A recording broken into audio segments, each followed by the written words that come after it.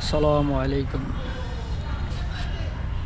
রমজান মাস চলছে, ঈদ আসছে। 2026 সালের ঈদুল ফিতরটা কীরকম যাবে আশা করি সবাই ভালোই বুঝতে পেরেছেন।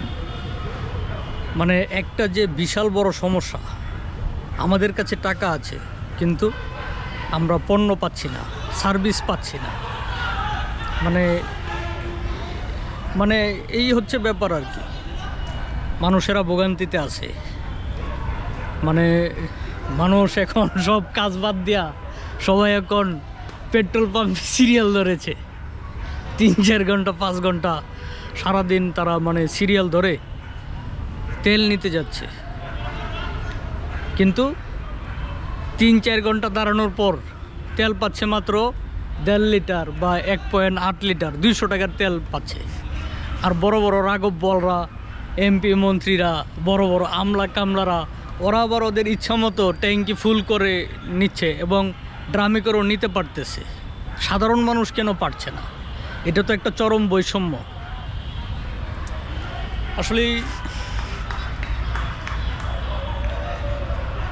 আমরা একটা সরকার নির্বাচিত করেছি ভোট দেওয়ার মাধ্যমে। যাই হোক, তারেক রহমান, উনি বিএনপির বর্তমান চেয়ারপারসন। আসলে উনি একজন ভালো মানুষ। উনি সোশ্যাল মিডিয়া দেখতে পাই যে সিগন্যালে উনি পড়ে আছেন, সিগন্যালে মানে সাধারণ মানুষের সাথে আছেন, ভিআইপি প্রোটোকল প্রত্যাহার করছেন। কিন্তু অপরদিকে এখন আপনি কত টাকা বিদেশে পাচার করতেছেন বা আপনার এমপি মন্ত্রীরা কত টাকা পাচার করতেছে, এই ব্যাপারগুলো ওরা যেরকম সুবিধা ভোগ করতেছে সেই ভোগ কিন্তু আমরা সাধারণ মানুষেরা করতে পারতেছি না সবাই। এখানে যারা মানে নর্মাল যে কর্মজীবী আমরা মানুষেরা রয়েছি, কেউ কুলি কাজ করে, কেউ রিক্সা চালায়, কেউ অটো চালায়, মানে তারা তো চাইলেই এভাবে কোটি কোটি টাকা বিদেশে পাচার করতে পারতেছে না। তারেক রহমানের কাছে বিশেষভাবে অনুরোধ যে আপনি দ্রুত মানে এই পাম্পের যে ডিজেল অকটেন যে জ্বালানিগুলো রয়েছে, আপনি যদি 1 সপ্তাহের জন্য, এখানে প্রয়োজনে আমাদেরও একটা কন্ট্রিবিউশন থাকবে, যে একটা ট্যাক্স কেটে আপনি নির্ধারণ করবেন যে অকটেন 100 টাকা লিটার হবে। তাহলে যারা মজুত করতেছে এখানেই কিন্তু এই সিন্ডিকেটটা ভেঙে দেওয়া যায়। আশা করি তারেক রহমান উনি এই ব্যাপারগুলো আমলে নিয়ে দেশ পরিচালনা করার চেষ্টা করবে। আর আরেকটা যে বিশাল বড় সমস্যা, সেটা হচ্ছে একটা দেশকে পঙ্গু করার মেইন শর্ট অ্যানালাইসিসের মধ্যে থ্রেটটা হচ্ছে অর্থ পাচার। বাংলাদেশের অর্থ যদি বিদেশে পাচার করে, বাংলাদেশের অর্থনীতির অবস্থা ধস নামে, জিনিসপত্রের দাম বেড়ে যায়। এই জন্য মানে আমরা ডলার কিনতে পাই না, কারণ আমাদের টাকার মূল্য নাই। মানে এই ব্যাপারগুলো আপনি যদি একটু ডেভেলপমেন্ট করতে পারেন তাহলে এই দেশটা সুন্দর চলবে। আসলেই একটা মনের ক্ষোভ থেকে বলা, যেমন আজকে মার্চের 9 তারিখ অলরেডি। এই মার্চ মাসে আমরা ফুয়েল সংকটে পড়েছি। আমরা যারা যে তেলে লাইন ধরতেছে, লাইন ধরে মানে তারা তেল নিচ্ছে, অনেকে যারা অসুস্থ, কিছু ময়মুরব্বীরাও রাস্তায় আছে। এই রাস্তায় যখন তারা থাকে তখন ইয়াং পোলাপান বা যারা একটু রক টাইপের রেসলার টাইপের কিছু পাবলিকেরা এরকম হয়তো ডমিনেট করে।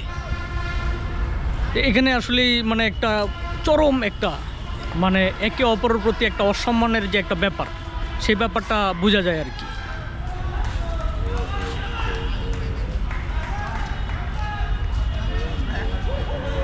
আমরা চাই অতি দ্রুত বাংলাদেশ সরকার এই তেলের মূল্য কমিয়ে দিবে এবং যারা মজুত করতেছে তেল, তাদের সিন্ডিকেটটা ভেঙে দেওয়া যাবে।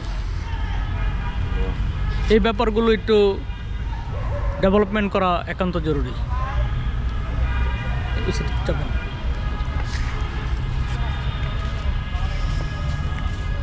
এই মুহূর্তে আছি ধানমন্ডি 32 নম্বরে। মানে রাস্তায় মোটরসাইকেল খুব কম, লিমিটেড, গাড়ি ঘোড়াও লিমিটেড। মানে আমরা কিন্তু চাইলেও কিন্তু আমরা আমাদের এনজয় করতে পারতেছি না, কারণ আপনি এক জায়গা থেকে আরেক জায়গায় যাবেন, তেলের প্রয়োজন।